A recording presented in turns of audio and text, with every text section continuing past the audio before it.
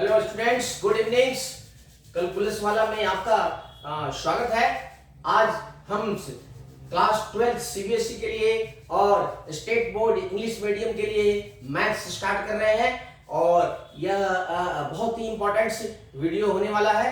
इसलिए सीबीएसई बच्चों से कहना यह है कि वीडियो को देखते रहें और अपने मैथ्स को स्ट्रॉन्ग करते रहें और साथ साथ जो इंग्लिश मीडियम के बच्चे हैं, जो स्टेट बोर्ड के हैं, वो भी इसका फायदा उठा सकते हैं।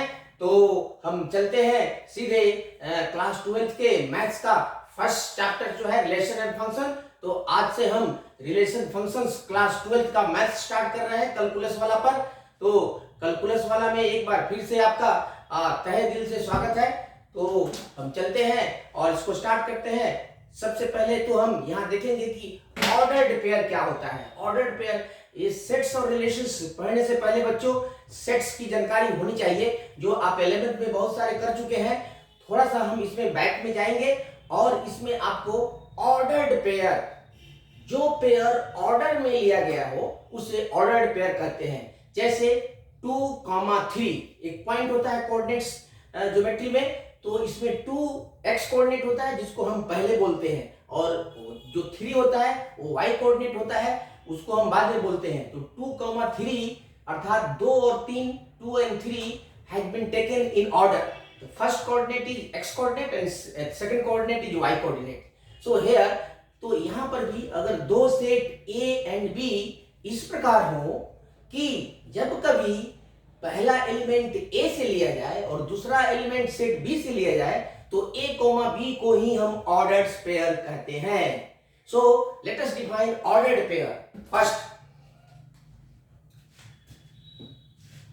ordered pair. Ordered pair. Let us define first what is the ordered pair. The ordered pair, if A and B are two sets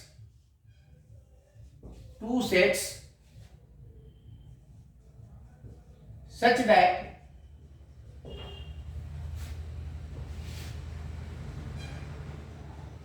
whenever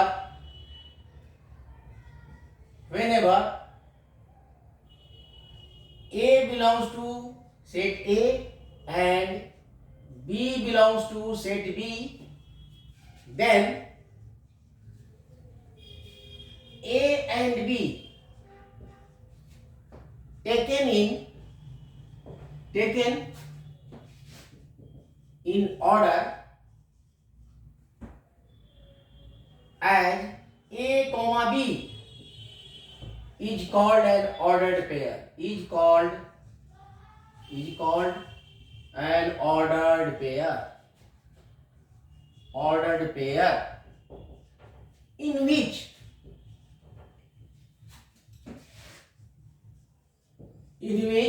the first element, the first coordinate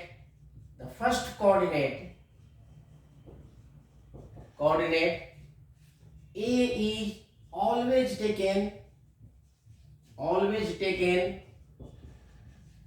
from first set A, and the second coordinate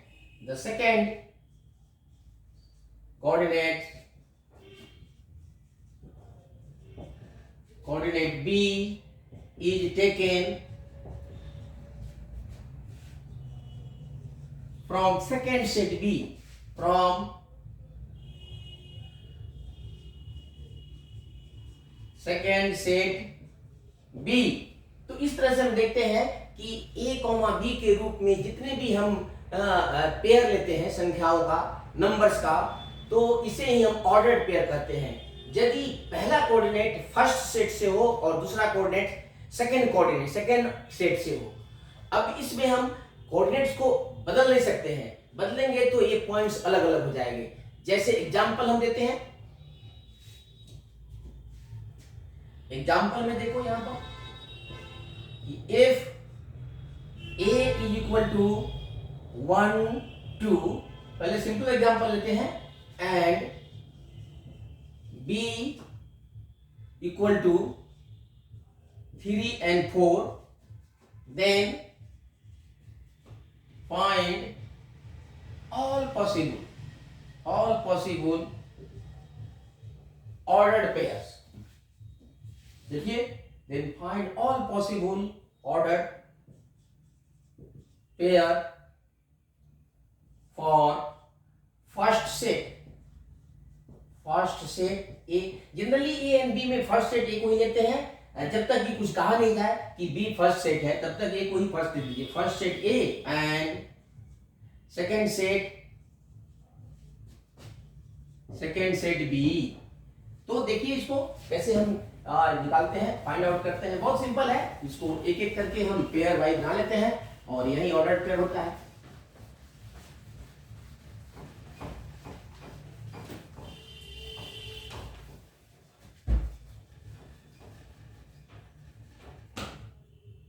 यहां आ जाओ, यहां लिखेंगे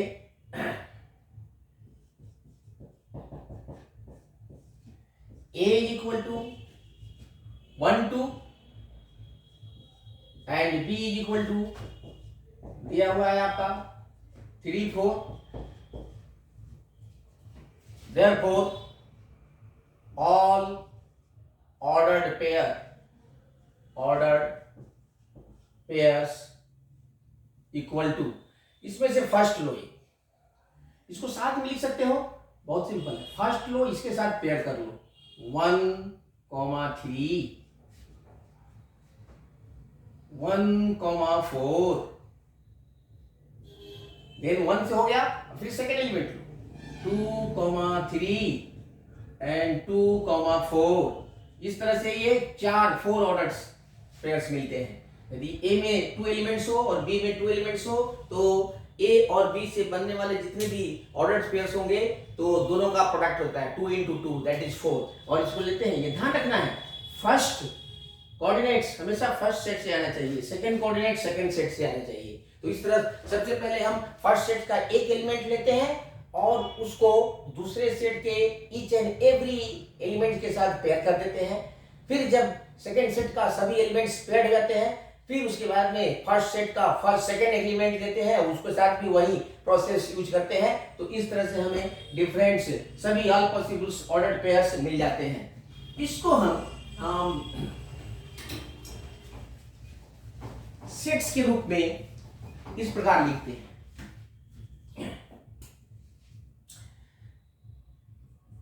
note लेकर के हम लिख सकते हैं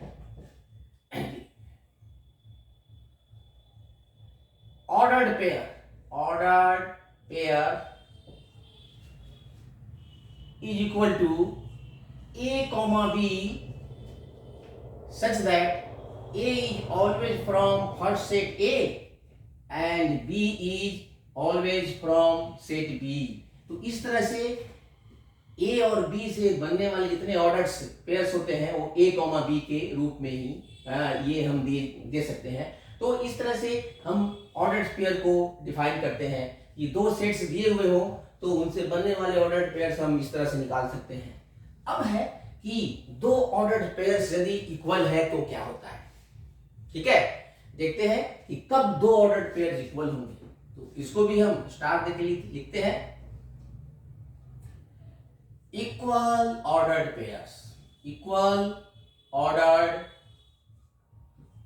पेयर्स. इसके लिए कंडीशंस है, लिख देते हैं कि if two ordered pairs are equal then their corresponding elements are equal to each other.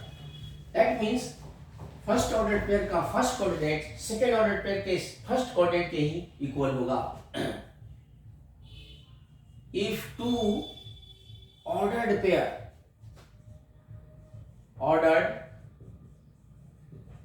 pairs are equal then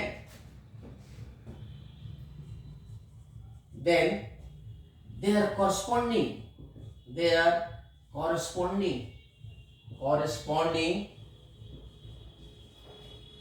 elements or coordinates coordinates are also equal, are also equal,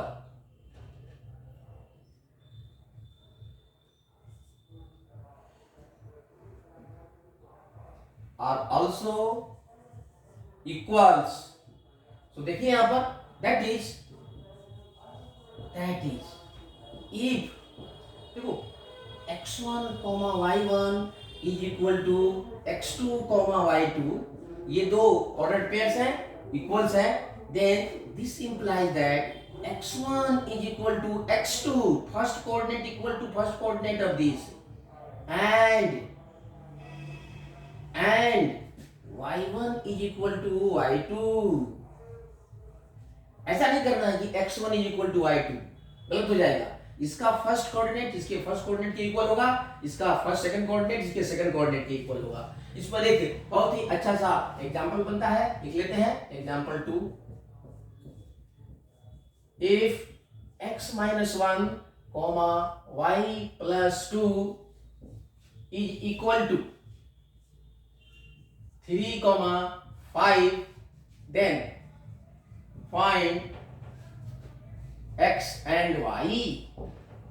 तो इस concept पर test है ये, दो order pair equal है, corresponding elements coordinates equal कर देते हैं, तो इससे इसका वैल्यू आ जाएगा x और y का। देखो बहुत ही इजी है, इट्स वेरी इजी।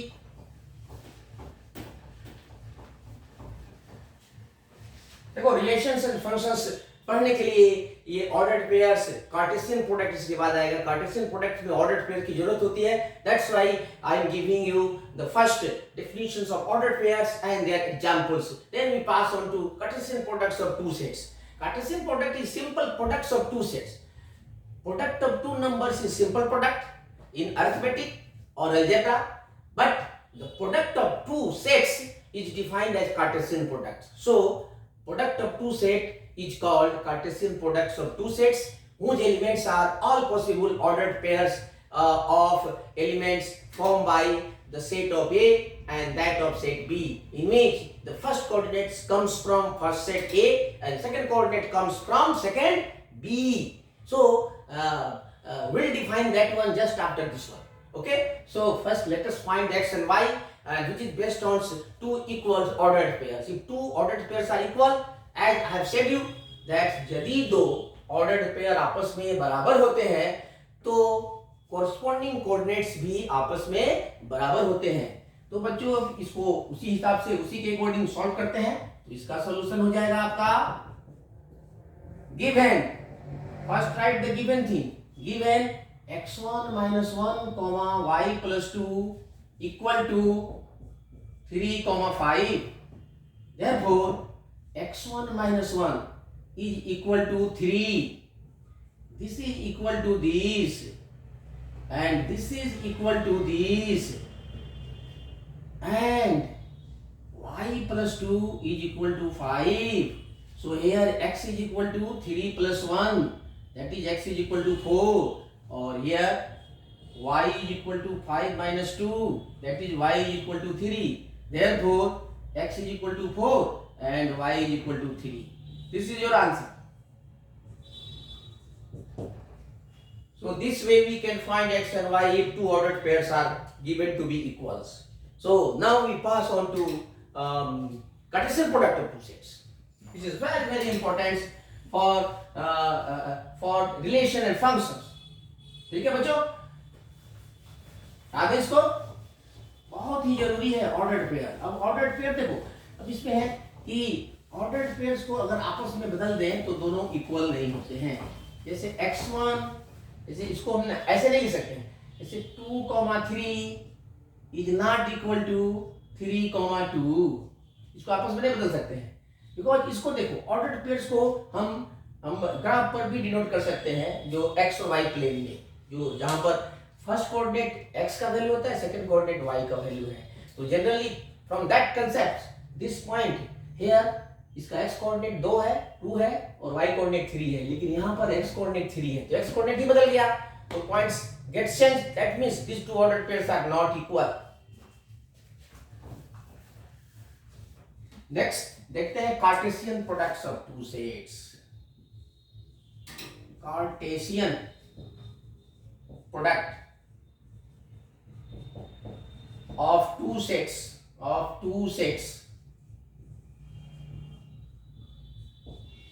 तो ये भी बहुत इंपॉर्टेंट है। कार्टेशियन प्रोडक्ट देखते हैं।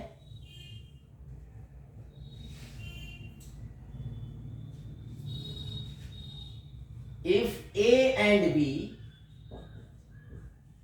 are two sets,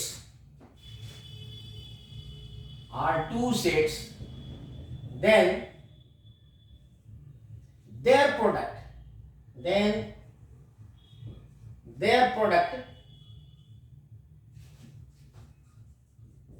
in sets is called Cartesian product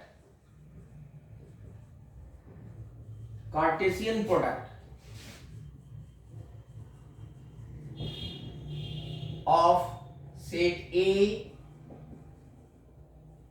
and B denoted by A cross B। A Cartesian product B भी पढ़ते हैं, चाहे A cross B,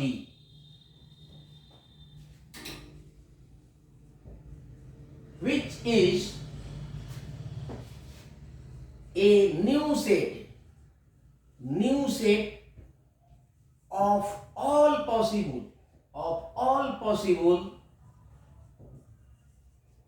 ordered pairs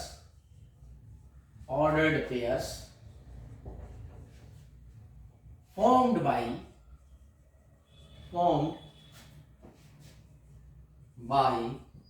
the elements of set A and set B। सो ए और B अगर दो sets हो तो एक कार्टेशियन प्रोडक्ट बी एक सेट होता है, एक नया सेट होता है, बनता है, जिसके एलिमेंट्स ए तथा बी सेट के एलिमेंट्स से ऑर्डर्ड पेयर्स जितने बनते हैं उनका कलेक्शन होता है, उनका सेट होता है। यह ज्यादा इससे क्लियर होगा और एग्जांपल से देखिए क्या होता है। सो पहले एक एग्जांपल दे देता हूं और फिर इसको हम सेट बिल्डर फॉर्म में डिफाइन करता हूं कि if A is equal to 2, 3, 4 and set B is equal to 5 and 6, then find A cross B, A Cartesian product B and B Cartesian product A भी निकाल सकते हैं। तो सबसे पहले हम A यहां पर देखते हैं, इसका सॉल्यूशन बहुत सिंपल है। सो A क्रॉस B को हम लिख सकते हैं, पहले A लिख देते हैं, 2, 3, 4 डायरेक्ट भी लिख सकते हो। Cartesian product 5, 6। अब एज यूजुअल पहले इसका एक एलिमेंट लो और यहाँ पर सेट रख दो, तो जितने भी है कार्टेशियन प्रोडक्ट होगा। 2 के साथ इसके साथ पेयर कर लो, 2, 5, 2, 6, 2 के साथ सभी हो गया। फिर यहाँ पर 3 पर चलो, 3, 5, 3, 6, फिर 4, 5, 4, 6। तो इस तरह से ये आपको इसमें 1, 2, 3, 4, 5, 6 ये एलिमेंट्स हो गए। तो ये कार्टेशियन प्रोडक्ट हम निकाल सकते हैं। अगर कार्टेशियन प्रोडक्ट पहले मालूम है तो ए और बी को आप सेपरेट आउट कर सकते हो।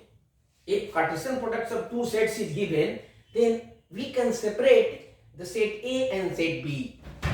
Sometimes the partials number of elements of A cross B are given, we have to find the complete A cross B. So first of all we find A and B separately from the given elements, and after that we calculate A cross B in detail. ठीक है, that will be clear from some examples. लेकिन यहाँ पर हम define किए हैं A cross B। अब A cross B को हम सेट बिल्डर के फॉर्म में कैसे डिफाइन करते हैं।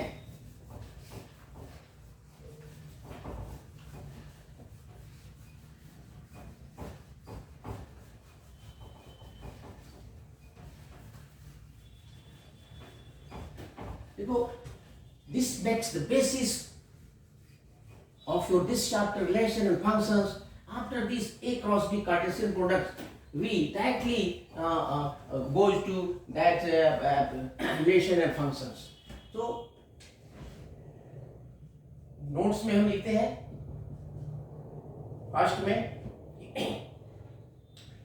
A cross B is equal to A comma B such that A belongs to A and B belongs to B and B belongs to B. This is tabular form of A cross B. दूसरा है कि number of elements in A cross B. देखो ये number of elements equal to number of elements in A into number of elements in B. ये काफी important है, इसको याद रखना. This is very very important.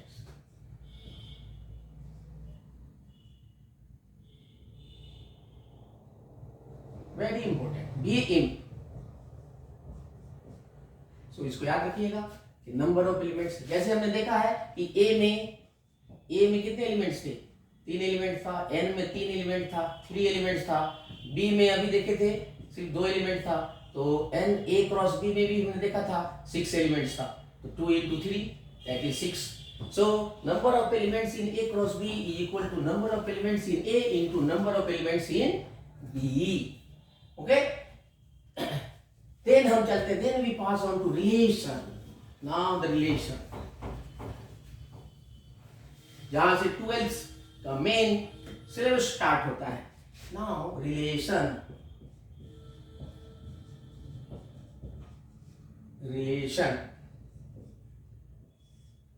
This is denoted by R. देखो जिस प्रकार हमारे आम जीवन में रिलेशन होता है, जैसे एक फैमिली से दूसरे फैमिली में, जैसे हमारे घर से दूसरे घर में रिलेशंस होता है, तो एक घर के जो मेंबर्स होते हैं उनका ही रिलेशन दूसरे घर के मेंबर्स के साथ होता है. ऐसा भी होता है कि एक ही घर के मेंबर्स का रिलेशन उसी घर के दूसरे मेंबर से चाहे अपने साथ भी होता है. तो रिलेशन हमेशा बिटवीन टू सेट्स डिफाइन होता है. कभी कभी वो दोनों सेट्स अलग अलग होते हैं, जैसे आपका घर और आपके अंकल का घर या आपके मामू का घर, वहां पर रिलेशन होता है. कोई आपके घर का अगर कोई मेंबर लेते हैं तो उसका कोई आपके मामू के यहाँ कोई मामा होता है, कोई नाना होता है, कोई ब्रदर होता है. तो इस तरह से रिलेशन होता है. ठीक इसी तरह या अपने ही घर में अपना रिलेशन अपने अंकल के लड़के के साथ भाई का होता है, अपने फादर के भाई के साथ अंकल का होता है, उस तरह दादा दादी का भी होता है. तो रिलेशन हमेशा एक सेट से दूसरे सेट या एक सेट का उसी सेट में डिफाइन होता है.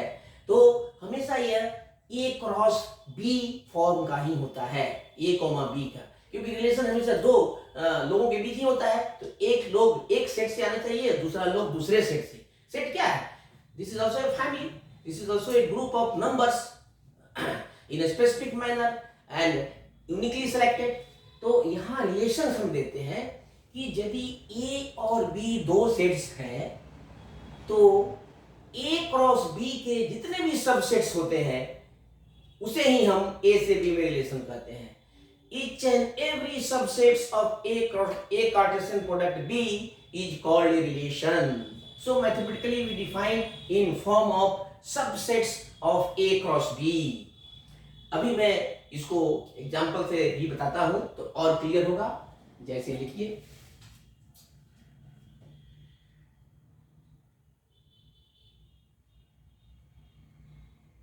If A and B are two sets, then a relation, then each and every subsets of A cross B is called a relation. Is called a relation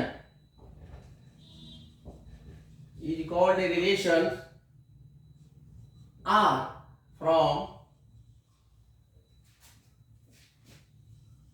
set A to set B. A और B कोई भी अगर sets हुआ हो तो ए cross B का जितने भी सब सेट्स होंगे वहीं ए से बी में रिलेशन होते हैं। Denoted by F R E relations from A to B. A से बी में रिलेशन होता है और इसको दूसरे तरह से भी हम डिफाइन करते हैं, R is relation from A to B. ये भी एक फंक्शन ही होता है, आगे बताएंगे फंक्शन ही होता है, बिकॉज फंक्शन इसका स्पेशल केस होता है और रिलेशन सिर्फ वन कॉरेस्पॉन्डेंस होता है। तो denoted by R A from A to B and is given bye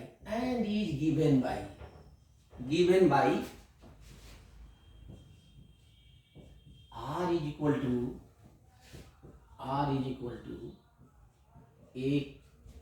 a comma b such that a is from a and b is from b। और दूसरा इसका केस होता है कि R is a subset of a cross b। ये बहुत important है, ये दोनों पॉइंट काफी इंपॉर्टेंट है।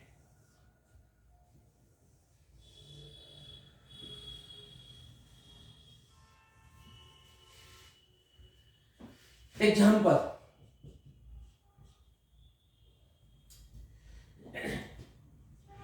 if A is equal to 1, 2, 3 and B is equal to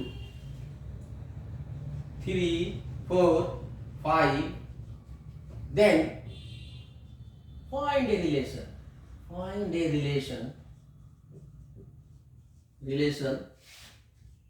R such that R is equal to A comma B such that A is less than B। तो देखो relation हमेशा A cross B का ही subset होता है। तो यहां देखो, अब यहां पर ये रिलेशन, इस रिलेशन से इसको हम सेलेक्ट करेंगे। देखिए कैसे सेलेक्ट करते हैं।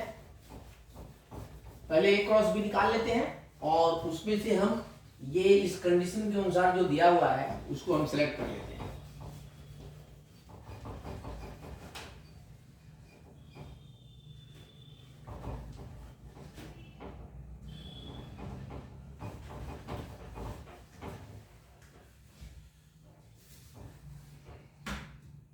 यहां आ जाते हैं सॉल्यूशन पर इसके।